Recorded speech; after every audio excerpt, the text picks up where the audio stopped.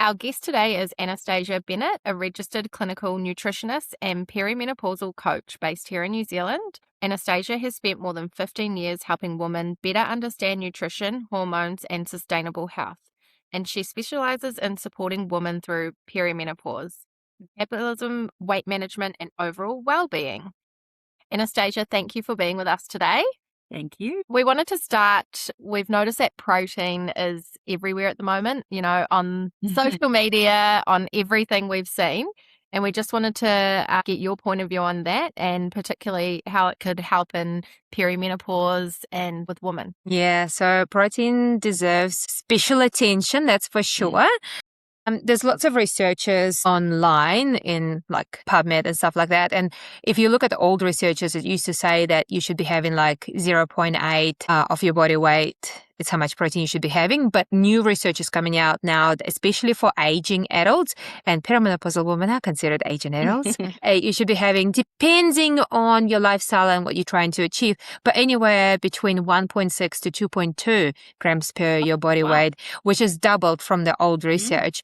And that's why there's more and more things that are coming out, like you should be having more protein. But it is important, especially during perimenopause, because when we experience estrogen declines, we start to lose muscle mass, and it happens at a faster rate. And muscle, it's not like, when we think about muscle, it's not about like looking toned or whatever.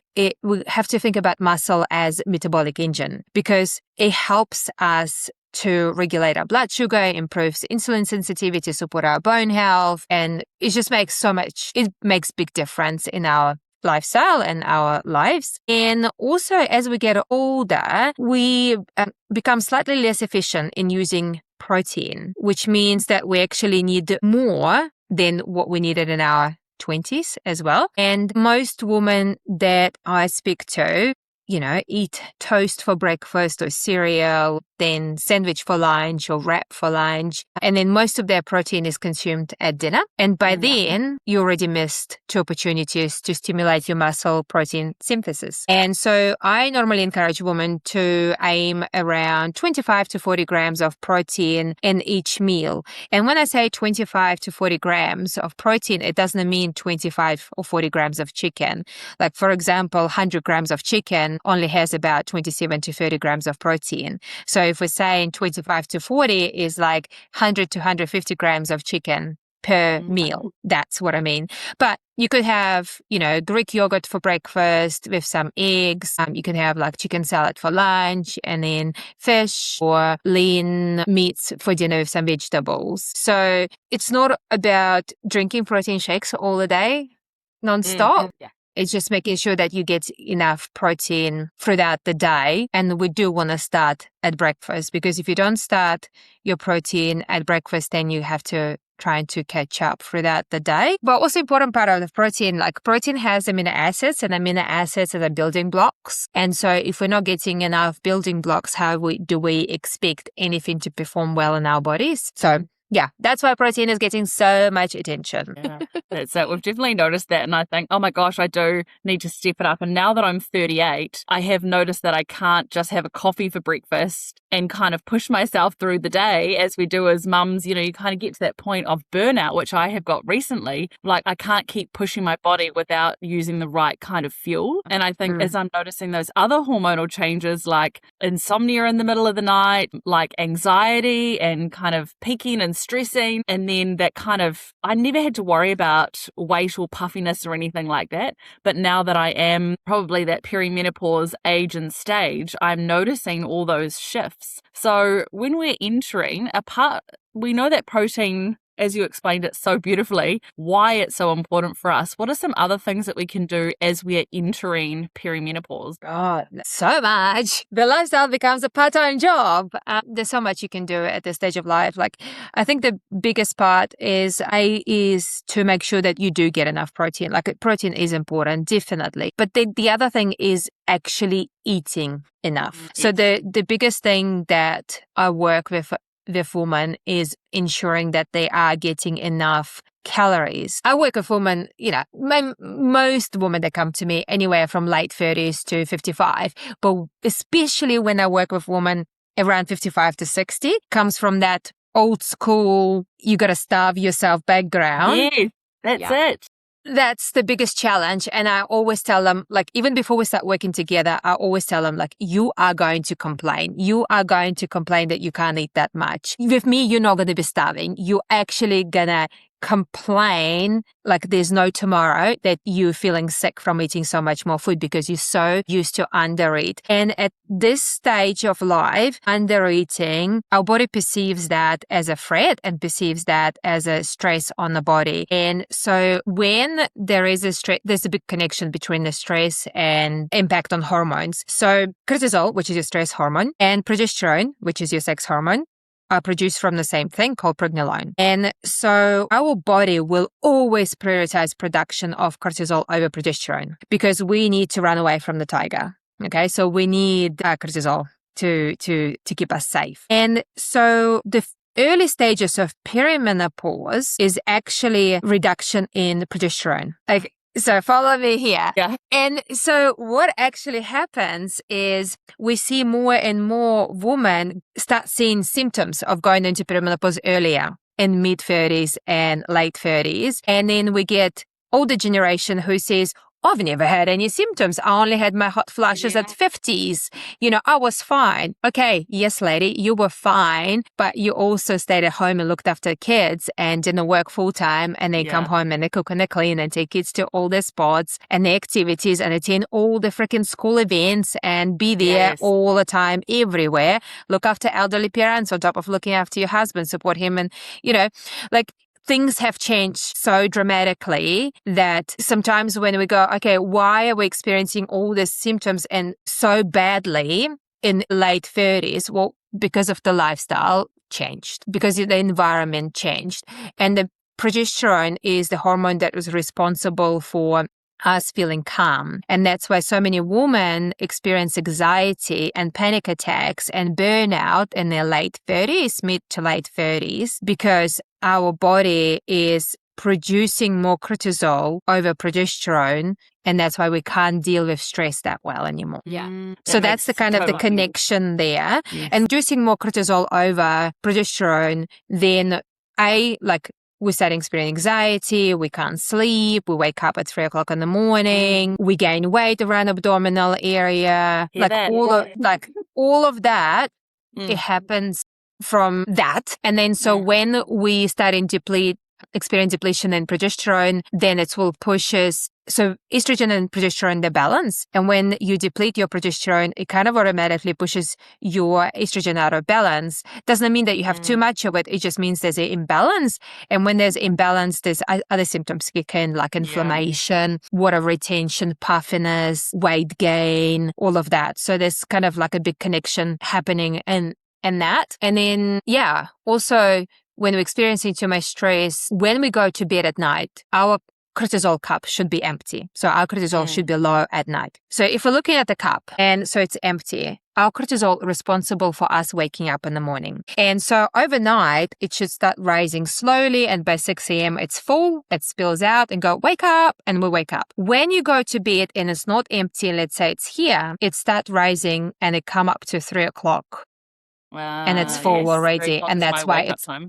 And that's why we wake up. So it could be that, or it could be undereating. So blood sugar responsible for you waking up as well. Blood sugar goes low, cortisol goes, she's going to die. I've got to wake you up. And it does make sense that there's that ripple effect, doesn't it? Yeah. And so with some clients, I go, okay, well, first thing, let's just have a spoon of honey before you go to bed. You can have other things. You can have food. You just need to make sure that your blood sugar is not low when you go to bed. But I say, just have a little bit of honey before you go to bed so your blood sugar kind of up a little bit, especially for those who do have sensitive blood sugar levels. And they normally they sleep for the night better. I don't mean like a pull jar of honey and have the whole thing. Well, and so what I'm hearing really is that managing our stress is really, really crucial. Like protein's really crucial, eating protein and eating enough, and also managing stress. Because I've noticed that I left my job recently because I was so stressed and I'd gained weight. I wasn't sleeping. Exactly how you're describing it was just like this ripple effect or this domino effect around everything else. Yeah. So sometimes you can't always leave your job and you can't always kick your kids to the curb, some days you want to. it's how we manage that stress is really important for the rest of our hormonal body and systems to work in a sort of cohesive way. Yeah, and I know it's easier said than done, managing the stress, but I think there's a couple of things that you can do. And you're doing, like, everyone is so different and everyone just needs to find their own, toolbox that they can use. Like for me, for example, when I first went into perimenopause at 37, my one show up as anxiety and panic attacks. And I was thinking, what the heck is going on? I've never been stressed in my life. I've always been running businesses, stressed environment, always on fire. I love stress because that's when my brain is on fire. With ADHD, I need stress in my life. But then I started having panic attacks, and I didn't know there were panic attacks. A few times I had to go to A&E, and they sent me to the Wellington Hospital because they were like, "Oh, I think you're having heart attack," and they did all the tests. At the start of the year. Yeah. And they're like, no, actually, you're not having heart attack. Your heart is fine. And I've been referred to a cardiologist. I've done all sorts of different tests, and I had to wear the monitor for 24 hours. And there's lots of tests been done. They're like, no, your heart is amazing. And then there's an old Asian doctor come in, and he was just like, you're having a panic attack. And I'm like, no, I don't get stressed. I'm not having a panic attack. I have time for this. No, this is not happening. And I completely ignored him. I was like, no, this is not panic attack. Something physically wrong with me. I feel like I'm dying. You need to do all the other tests. And after a few times and a few visits to hospital, I'm like, maybe it is a panic attack. maybe he's right. And that's when I worked with a psychologist, and I remember having a conversation with my friend who was a psychologist. I was like, maybe I'm having psychosis. Maybe something is totally wrong with me. And she was like, girl, if you were having psychosis, you wouldn't know that. You wouldn't be even thinking you might be. You would be feeling like nothing wrong with you. And and then it kind of grounded me. I was like, okay, I'm fine. If I'm questioning my own behavior, I'm fine. But yeah, I did lots of work on my mental health. I did EMDR. I worked with a couple of people who do training in anxiety and did training in, hypnosis and all that stuff. And what I found worked the best for stress, regulating myself, is breathing exercise. I can't do a poses yoga, cannot do meditation. I like yoga if it's flow yoga, but if you want me to hold there, my brain is too active. I cannot do that. While I'm holding, I'm like, what about that tree? What about that bird? What are they doing? No. And meditation? No. So I found breathing exercise did the best. And the one at 4, 7, 8, where you breathe in, counting to 4, hold for 7, and then breathe out on 8. And if you do that 5 times, it slows down your heart rate quite massively. The other thing is walking.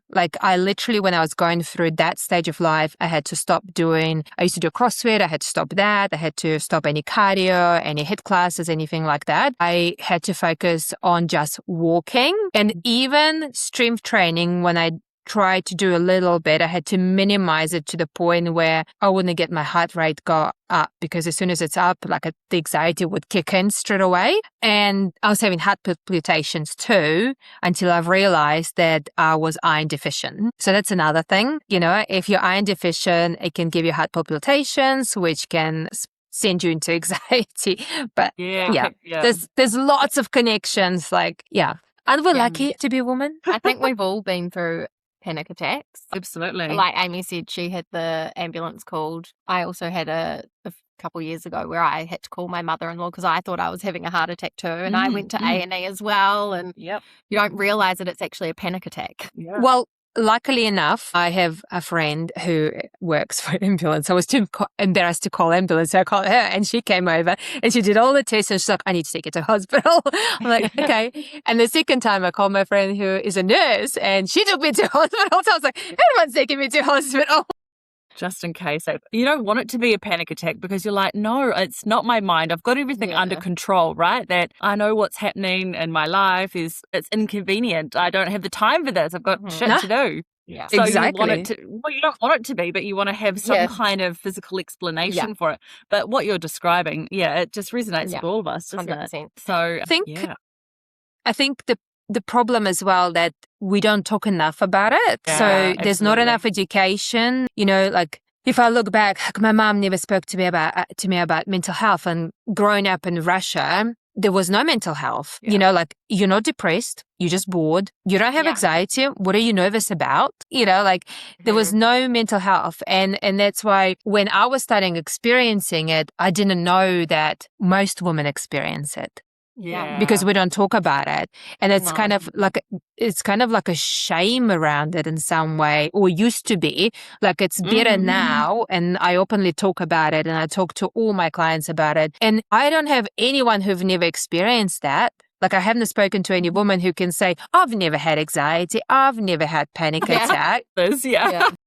Yeah. So, you know, it's I think the more we talk about it, the better is going to be for our children as well. Like we just need to be very open about like the mental health, the anxiety, you know, the perimenopause and menopause, or what it looks like and what you're going to experience, or even, you know, how you're going to feel after having babies. I think looking back, that would be I probably had postnatal depression or anxiety. I would say not even depression. I wasn't sad. I was just mad. I remember we came home with the baby, and my mom stayed with us for 2 weeks, and I totally abused her and kicked her out. So as my husband, I like, everyone get out. Like, I don't need any help.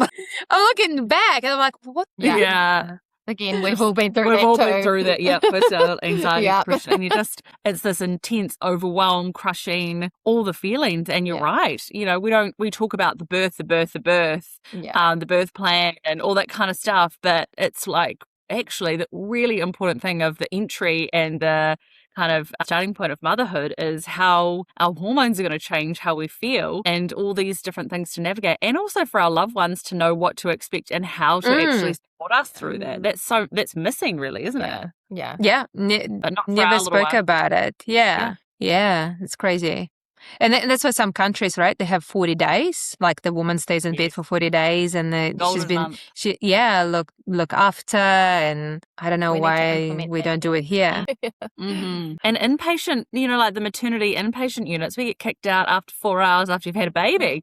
You're like, can I actually walk? I don't know if I can. Like my pelvis is still very and one part of the pelvis is over here, the other part of the pelvis is over here. But you know, it used to be you had 5 days to just recover in hospital, to be brought food, to rest, like truly rest.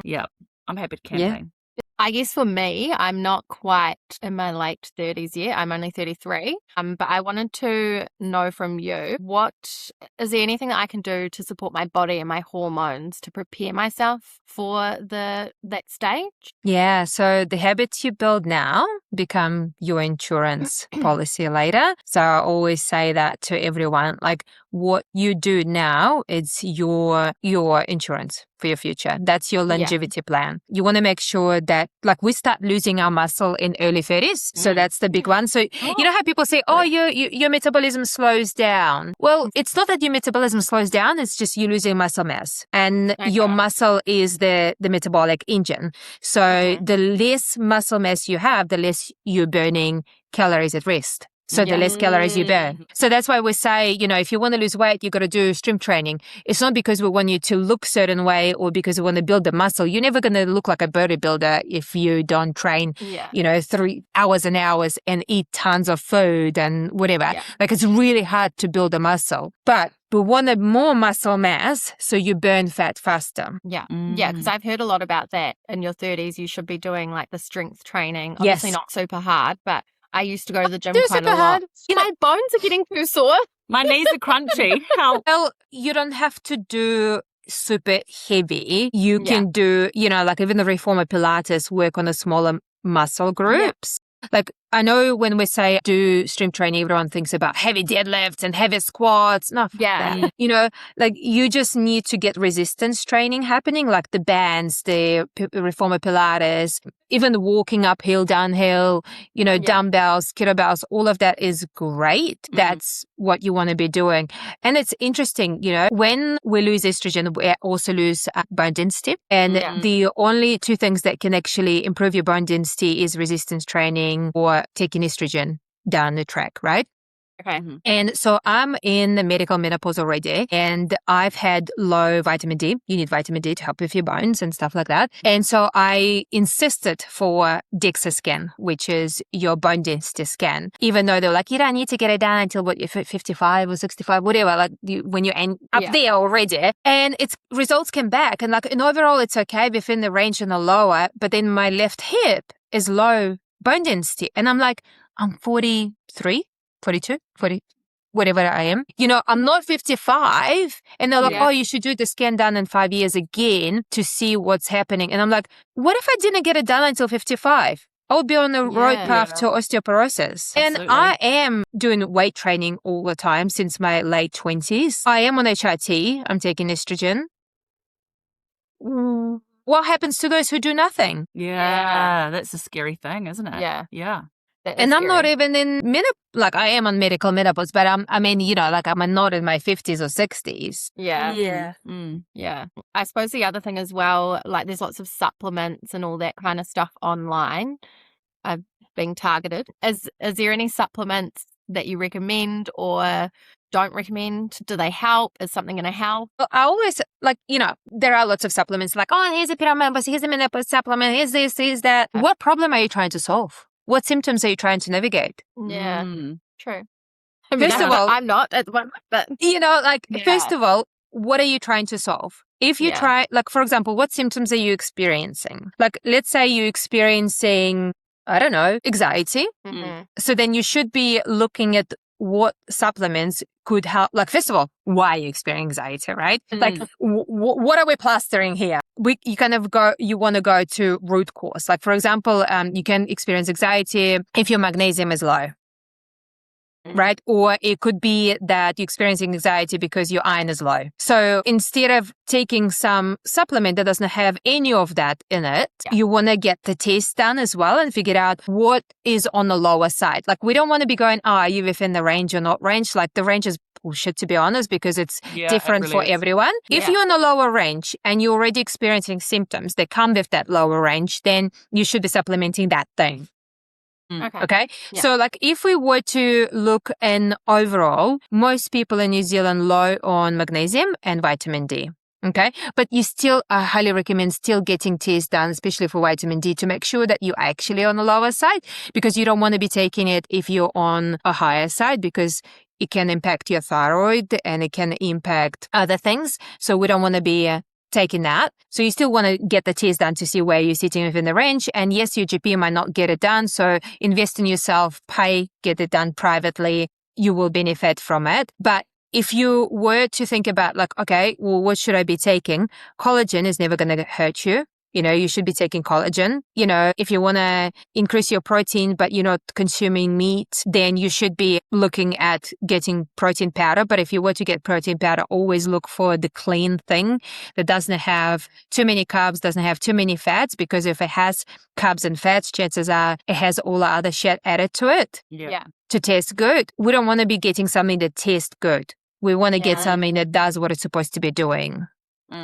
Okay. So like those protein bars or muesli bars, they're all full of shit added to it. So, like Nothing Naughty actually have quite good proteins, and they even have like a bone broth protein powder, which actually tastes good, and it doesn't have stuff added to it. So I actually put that into my son's smoothie because he doesn't like meat. So we have to get protein into him somehow. The other thing as well, like if you are vegetarian, then chances are you will be low in B12, so you'll have to supplement that. And chances are you're going to be low in iron, so you might have to supplement that. But again, we don't want to have too much iron, so you do want to get that tested. Yeah, so before you go and buy all different supplements just because you see on social media and it's like, you should get this, and if you're mid-30s.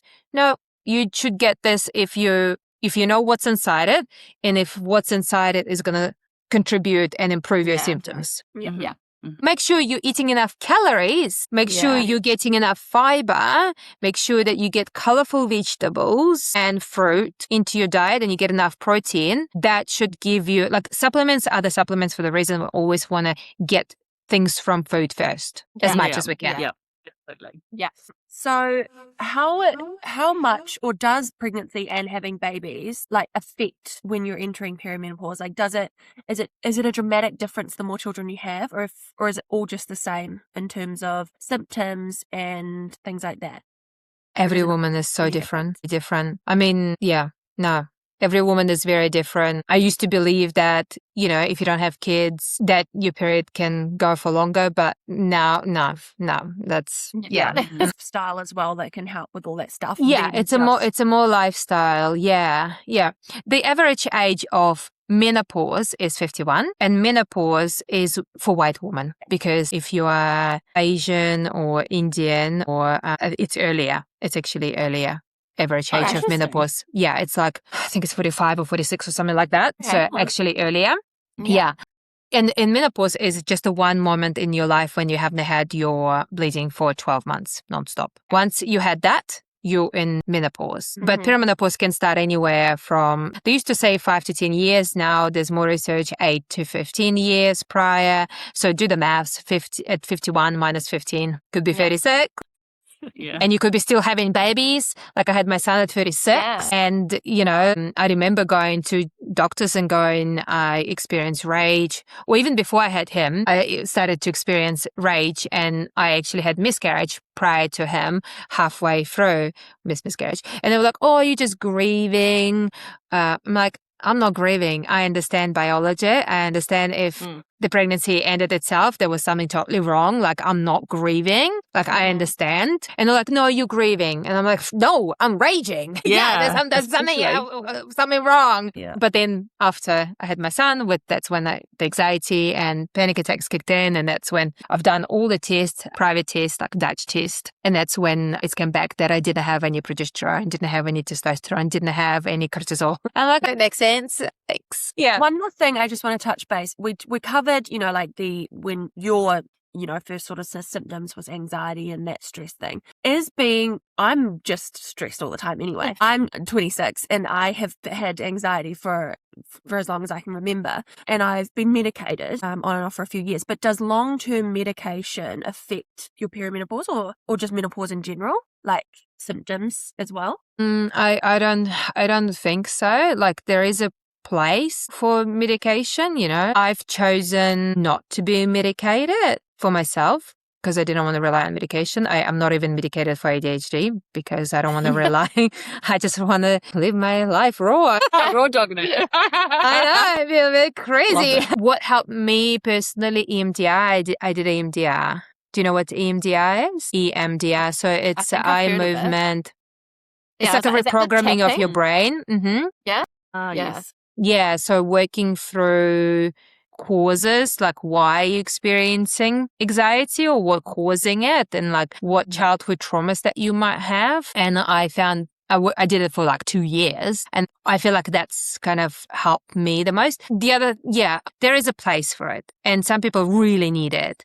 So it's personal choice, but I don't think there's enough research to see if it impacts menopause or perimenopause. I don't know. I don't think so. There's more research done, like now. There's more research coming out. They're starting to do research on women, which is great. But I think it's going to take us another 5 to 10 years to actually get more information. But no, if somebody needs it, they need it.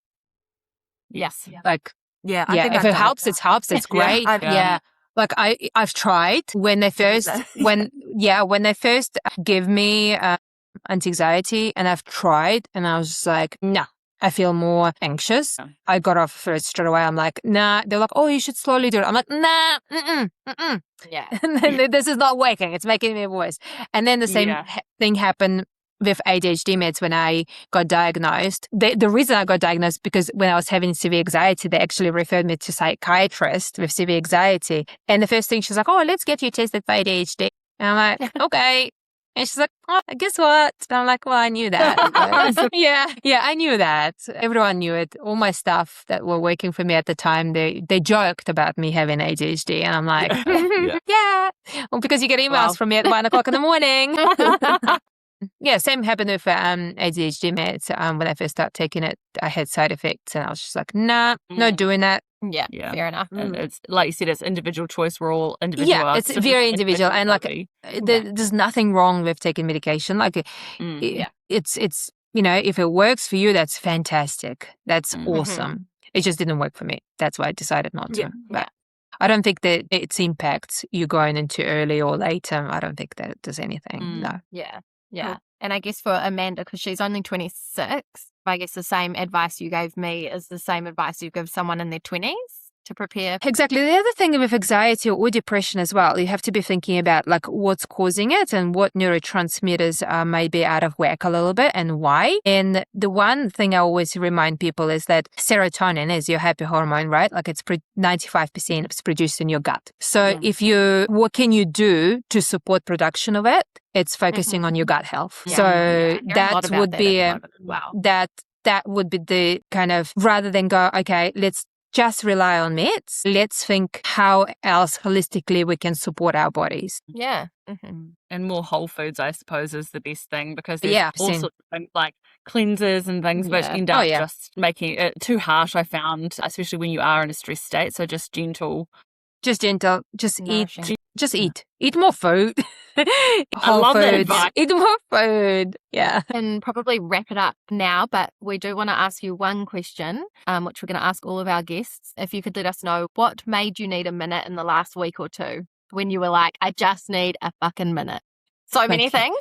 My kids? No, it's funny. I always say that, like, I'm quite open with my kids and I always tell them, like, I'm overstimulated right now. I need you to just shut up and give me 1 second to kind of piss out. Or I have a sauna at home, so I just turn the sauna and I go into the sauna after I like feed them, bath them, get them ready. I'm like, sit, watch TV. I'm going in the sauna. But my 6-year-old now is starting to say that to me. He wants to get up early in the morning so he gets a peace time to himself without anyone else being awake. Oh gosh. And I'm like, what? He was like, I just want a time to myself for 5 minutes. And I'm like, it's 5:30. He was like, I'm going to get up. I want to sit by myself in the lounge. I'm like, my God. Okay.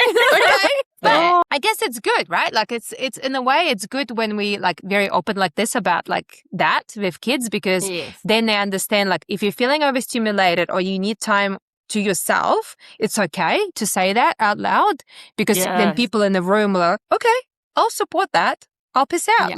See you in 5. And my daughter does that. She's 11, but that's a different conversation. But if I'm like raging or like telling her, she's like, stop, mom. And I'm like, okay. And she's like, just stop. I hear you, like, stop.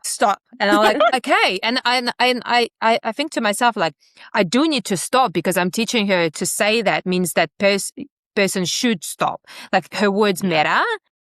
You know, it's not just empty words. Like, if you say stop, it means stop. Whoever is doing that. And I teach my son saying, like, if your sister says stop or shut up, like, you do that. You know, just give a space. Okay, well, we really appreciate you coming on, and I think we've learned a lot, and I think a lot of people will pick up a few things. Definitely going to eat more. I'm going to eat more calories. Eat more. Try and be less stressed. Yes. Where can our listeners find you, Anastasia? Okay, so, well, I'm Anastasia Bennett. You can either find me on Facebook and just search Anastasia Bennett. I'm sure there's lots of Anastasias around. My website is perimenopausehealth.co.nz. And if somebody wants to book like discovery call or a consultation, it's all on website. Everything is in there. On Instagram, you can follow. I post a lot of content on Instagram.